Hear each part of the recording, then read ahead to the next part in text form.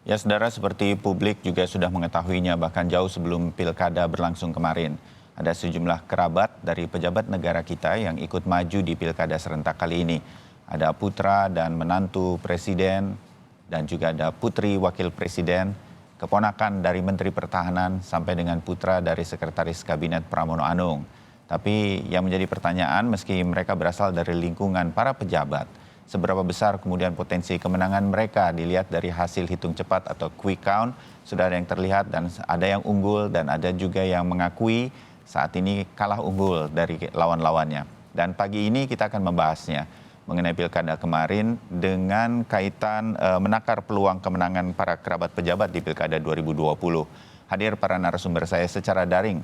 Di antaranya ada Direktur Eksekutif Carta Politika, Yunarto Wijaya. Saya akrabnya memanggilnya Mas Toto. Mas Toto, selamat pagi. Selamat pagi, Mas Bayu. Capek sekali wajahnya ini. Capek bahagia. Karena mengikuti pilkada serentak terus ya. Dan juga pagi hari ini, Assalamualaikum warahmatullahi wabarakatuh untuk Ibu Siti Nur Aziza. Ibu Siti. Waalaikumsalam warahmatullahi wabarakatuh. Ya, saya manggilnya Mbak Siti boleh? Atau Mbak Nur, boleh. Panggilan akrabnya apa itu? Mbak Siti ya? Panggil Mbak Aziza saja. Oh, Mbak Aziza, terima kasih. Mudah-mudahan bisa ngobrol santai pada pagi hari ini. Kemarin sudah melakukan preskon Mbak Aziza, dan kemudian saya menyebutnya apakah ini memang benar-benar sudah melihat sejak sebelum pilkada bahkan dari survei internal atau apa memang akan berada kurang unggul begitu Mbak Aziza sehingga kemudian menyampaikan preskon kemarin. Kira-kira seperti apa sebenarnya Mbak Aziza? Ya, ya sesungguhnya kami tetap optimis ya karena kami ingin menyuarakan aspirasi dari masyarakat dan bagaimana kami menyampaikan gagasan-gagasan dan juga semangat anti korupsi ya di Kota Tangerang Selatan. Tapi tentu di dalam kontestasi kan ada menang dan kalah ya, dan itu memang harus kita siapkan ya, kita harus siap untuk itu. Dan ketika proses penghitungan ya memang pada saat angka-angka itu muncul ya, tentu ketika sampai pada angka psikologis ya kami harus melihat itu sebagai suatu yang realitas, sehingga tentu kami harus menyampaikan apa yang saat ini sudah kita perjuangkan memang belum bisa memberikan kemenangan. Iya, saya acungi 2 jempol memang buat Mbak Aziza dan Pak Ruhama Ben untuk melihat hasil quick count. Paling tidak kepada para pendukung kemudian sudah membuat tenang lebih dahulu dan kemudian tidak berbuat hal-hal yang lebih daripada itu. Ini politik, begitupun ada menang kalah seperti pertandingan sepak bola dan harus diterima dengan baik. Salut saya untuk itu. Nah, Mas Toto, Anda melihat Tangerang Selatan ini kan memang seru ya. Kalau koreksi saya kalau salah, semua nih 3 pasangan yang bertarung semuanya ada kerabat pejabat begitu. Begitu ya Mbak Aziza juga ya. Memang disoroti banget nih Tangerang Selatan. Dan Anda melihat siapapun yang menang dan kemudian dugaannya sekarang masih, saya menyebutnya kira-kira Mas Toto, ini masih dinastinya Ibu Atut, Ibu Airin begitu karena pilar ini masih kerabat begitu. Kuat sekali memang ya. Betul. Gimana Mas Toto? Iya, menurut saya pertama kan memang sorotan nasional dari Tangerang Selatan sebelum munculnya misalnya Mbak Aziza yang tanda kutip ya dianggap bagian dari politik dinasti atau kemudian misalnya Sarah, ponakan Pak Prabowo. Tangsel memang selalu menarik jadi bahasan walaupun kabupaten gitu ya, tapi selalu jadi menarik. Dulu ada sosoknya Andre Taulani, lalu juga sorotan besar ke sosok seperti Airin, dan sekarang mencapai puncaknya karena 3 pasang yang muncul itu betul-betul sosok yang dianggap tanda kutip punya payung nasional gitu kan, nggak main-main gitu kan, dan menyebabkan sorotan publik.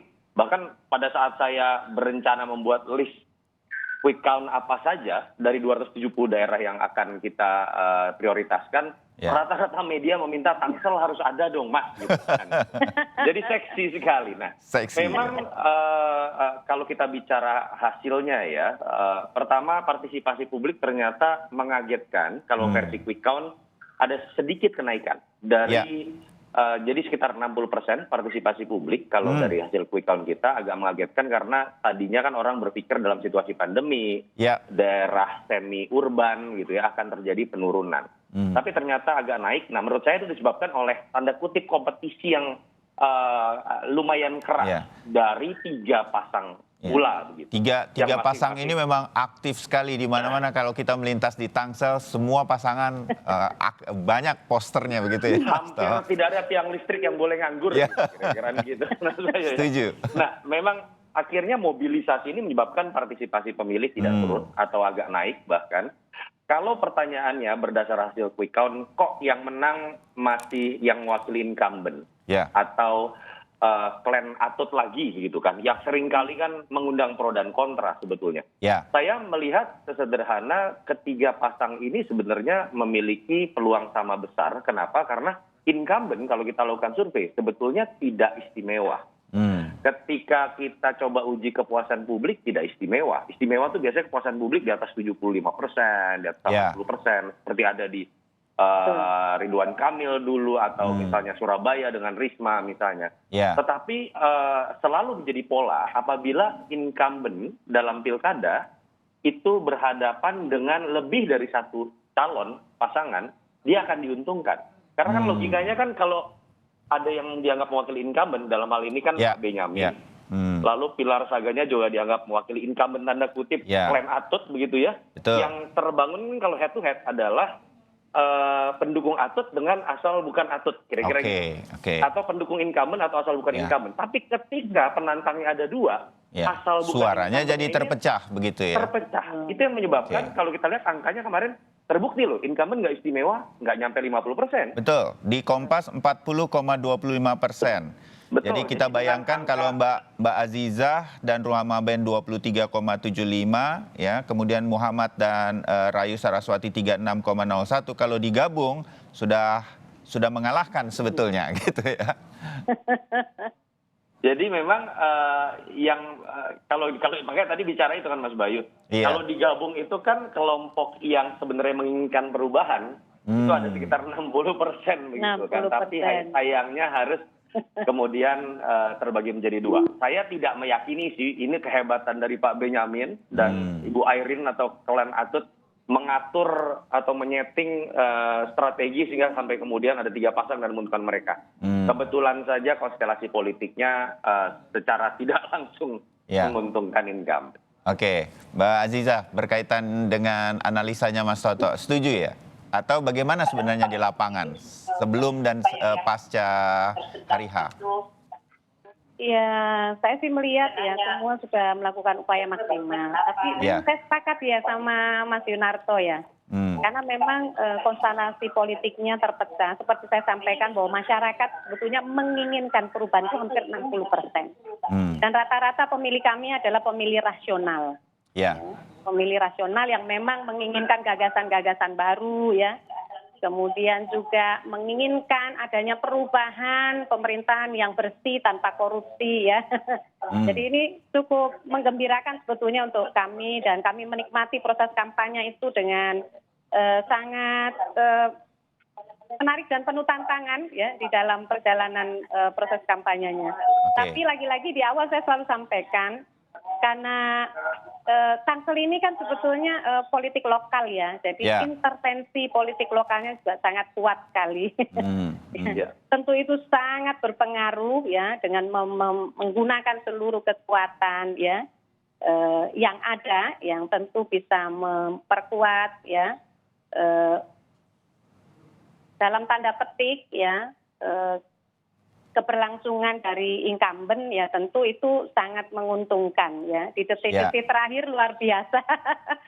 Nah, ini menarik nih kalau di detik-detik terakhir, kalau di detik-detik terakhir dibilang menarik, harusnya Mbak Aziza bisa cerita nih. Kita harus terbuka ya. Detik-detik terakhir saya melihat ya, karena ini pelaksanaan kampanye ini kan di akhir tahun ya, yang tentu ya secara politik anggaran itu sangat menguntungkan bagi petahana ya atau incumbent. Ya, tentu Karena ini begini. dapat digunakan ya untuk kepentingan-kepentingan proses pemenangan ya yang ada. Dan konstelasi politik lokal di Tangsel itu juga luar biasa. Bisa kita lihat bahwa dukungan dari incumbent yang ikut dalam kontestasi itu juga mendapatkan support luar biasa ya dari kekuatan politik lokal yang ada ya. Oh, terbayang. Mas Toto ingin menambahkan ini? Saya cuma berharap begini sih, kan tadi Mbak Aziza sudah sempat menyinggung dikit di detik-detik terakhir ya. Kita harus buka fakta bahwa Banten termasuk Tangsel ini sering menjadi sorotan ya terkait dengan money politik. Orang bahkan sering mengatakan kalau mau belajar tentang money politik, cara membangun infrastruktur money politik itu katanya ada di Banten. Katanya loh. Nah itu menarik kalau dikaitkan dengan apa yang terjadi tadi kata Mbak Aziza di hari-hari terakhir. Karena begini, ini bukan tentang kemenangan Benyamin kah, Muhammad kah, atau Mbak Nur Azizah kah. Banten ini terus-menerus kan orang mengkaitkan dengan perubahan dong, kok begini terus. Baik dari sisi hasil pembangunannya atau dari sisi kampanyenya kok juga gitu-gitu terus. Kok yang uangnya kuat tetap menang juga walaupun misalnya pembangunannya tidak berasa. Ada nuansa seperti itu ya dalam bukan pilkada Tangsel kali ini saja. Sebelumnya juga. Nah saya hanya berharap terlepas hasil nanti seperti apapun tapi dari tim Mbak Aziza atau dari Pak Muhammad, Sarah gitu misalnya, ini bisa tetap membuka fakta-fakta dalam dialog-dialog seperti ini. Apa sih pendidikan politik yang bisa kita pelajari? Betul nggak sih terjadi mitos tentang siraman money politik, penggunaan infrastruktur yang seperti selama ini sering jadi pro dan kontra. Sehingga saya tahu tidak akan mengubah hasil pilkada mungkin ya. Tetapi tetap konteks pendidikan politiknya sedikit manfaat bisa kita dalami dan bisa jadi pelajaran buat semua gitu. Itu sih Mbak Aziza. Ya, bisa Mbak Aziza bahwa ini akan menjadi pelajaran bagi banyak pihak, termasuk saya pribadi yang selalu mengikuti juga dan Tangerang Selatan memang selalu seksi. Apa yang diharapkan Mas Toto? Saya pikir adalah harapan pembangunan politik Indonesia. Mudah-mudahan dengan terjun langsung seperti Mbak Aziza bersama pasangan begitu kemarin, ini kemudian bisa menjadi sesuatu. Kalah satu hal, tetapi mengembalikan pengalaman kemarin untuk menjadi pelajaran politik bagi Indonesia di seluruh Indonesia ini kan juga penting. Anda akan ke arah sana juga, Mbak Aziza? Ya, saya melihatnya ini sebagai politik idealisme. Ya, saya tidak melihat apakah menang atau tidak, tetapi kami sudah berusaha maksimal untuk memberikan edukasi politik kepada masyarakat dan terutama partai-partai politik agar betul-betul mengedepankan ya semangat untuk membangun politik yang sehat dan memberikan edukasi politik kepada masyarakat.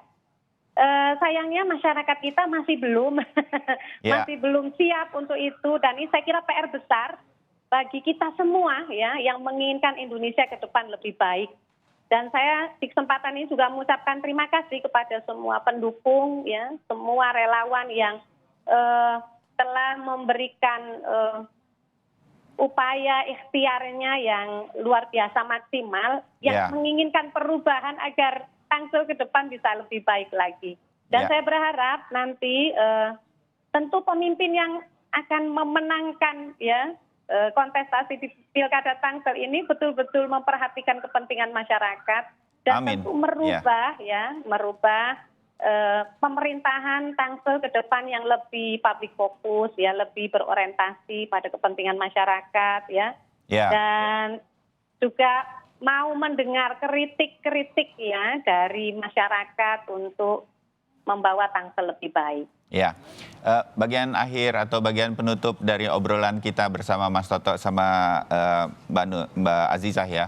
Mas Toto, menarik juga dari ulasan Anda, saya kemudian jadi menggarisbawahi, Mbak Azizah juga nanti mengomentari ya, Tangerang Selatan selain seksi, sebenar-benarnya seksi nih, karena ada dua perempuan, Mbak Azizah dan Saras. Saras selamat pagi kalau menyaksikan. Dan dua-duanya, Mbak Azizah, saya secara pribadi melihat debat Anda dan kemudian berbicara langsung pada hari ini, jangan berhenti dari politik, karena kita butuh perempuan-perempuan di politik Indonesia. Itu satu. Yang kedua, di Tangerang Selatan, bayangkan kalau Mbak Azizah dan Saras bersama pasangannya masing-masing bergabung, itu perubahan dari politik di Tangerang Selatan sebenarnya sudah terjadi. Kira-kira begitu. Tanggapan Anda, Mas Toto, untuk perempuan dalam politik dan politik dinasti yang selama ini di Tangerang Selatan itu terjadi. Sebetulnya ini udah kalah loh kalau bergabung, begitu kan, Mas Toto? Iya. Pertama saya pikir perjuangan dari calon, kalau betul ya hasil quick count ini akan serupa dengan hasil rekap KPUD. Dalam hal ini kan Pak Muhammad Sarah ya, dengan Mbak Nur Azizah, jangan berhenti berjuang. Anda itu pemilik 60% kekuatan suara yang sebenarnya menginginkan perubahan. Jadi beban berat dari pemenang yang hanya mendapatkan angka 40% itu harus diterjemahkan menjadi check and balances dari luar yang lebih keras kritiknya gitu. Dan kita tahu ya Banten itu gitu-gitu saja gitu. Tangsel itu hanya kota-kota satelit developer tertentu yang terlihat baik. Begitu Anda masuk lagi ke dalam ya memang jalannya langsung rusak. Minimal itu pendapat saya sebagai warga. Jadi saya berharap Mbak Nur Azizah, Sarah sebagai perempuan-perempuan kuat yang sudah bertarung disorot di level nasional, lanjutkan perjuangan itu kalau memang mbak-mbak berdua ini cinta dengan Tangsel gitu ya. Dan saya berharap jadi inspirasi bagi teman-teman perempuan. Sudah diperlihatkan kok bahwa apa yang tampil kemarin pada masa kampanye, terlepas ada embel-embel anak wakil presiden, terlepas ada embel-embel keponakan Pak Prabowo, tapi dalam debat, dalam diskusi seperti ini kita melihat memang sebuah kemampuan komunikasi yang baik. Setuju, saya setuju sama Mas Toto itu. Dan itu yang harus jadi inspirasi, walaupun misalnya belum bertemu dengan hasil yang memuaskan. Karena kita tahu seringkali affirmative action dari politik kita terhadap perempuan itu sifatnya masih berupa kosmetik politik. Apa yang terjadi dengan Tangsel kemarin di luar hasil pilkada menunjukkan perempuan memang sudah pada tahapan yang setara dari sisi kemampuan dengan yang lain. Ya, baik. Selamat Mbak Nur Azizah. Terima kasih Mas Inartos. Tetap berjuang. Mbak Azizah tetap semangat ya dan tetap bisa menjalankan yang diharapkan Mas Toto untuk Tangerang Selatan dan Indonesia. Saya bilangnya begitu. Gimana? Masih tetap semangat di politik? Ya, insya Allah saya akan tetap melanjutkan tugas-tugas saya untuk membawa gagasan-gagasan baru ya bagi Tangsel ke depan yang lebih baik. Tentu dengan media politik ke depan yang lebih baik lah, dan juga kerja-kerja sosial yang bisa membawa perbaikan bagi Tangsel ke depan. Karena Tangsel membutuhkan itu ya. Dan saya tidak merasa rugi. Ya, saya merasa bahwa kita sudah memberikan yang terbaik. Ya, tadi saya sampaikan politik idealisme. Dan saya bisa membuktikan bahwa sebagai anak bangsa tentu kita ingin memberikan kontribusi terbaik kita kepada bangsa dan negara kita. Dan kita akan terus memperjuangkan ya semangat anti korupsi. Semangat anti korupsi yang bisa merusak bangsa Indonesia ya. Semangat membangun penuh inovasi yang bisa betul-betul memikirkan kepentingan masyarakat. Ya, baik. Mbak Siti Nur Azizah, terima kasih. Senang berbicara dengan Anda pagi hari ini. Kalah kali ini, tapi menang di kesempatan yang lain. Mudah-mudahan begitu. Amin. Mas Toto, terima kasih. Saya tahu Anda harus ada acara jam 8, jadi saya pamitkan pagi hari ini. Selamat pagi, kita ketemu lagi di diskusi yang lain. Terima kasih.